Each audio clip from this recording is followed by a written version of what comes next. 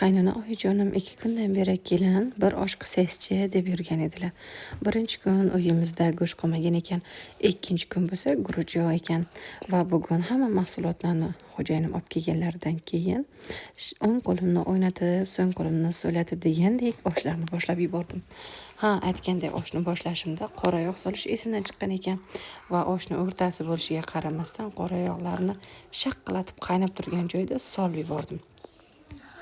Aytgandek meni qaynonam 75 yoshdalar. Ularning tishlari juda ham slabi bo'lganligi uchun bo'sh osh yeydilar. Bizga bo'lsa farqi yo'q, ayniqsa menga. Qanaqasi bo'lsa ham mazza qilib yeb ketaveraman. Ayniqsa birov pishirib bergan osh bo'lsa, mazza qilib yeyman.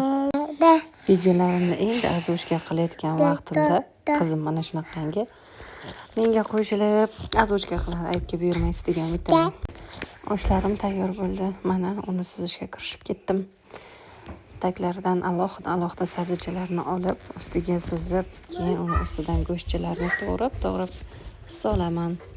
Va keyin qarabsizki, ajoyib va mazali shiralikkina qarilar bor, yumshoqqina oshim tayyor.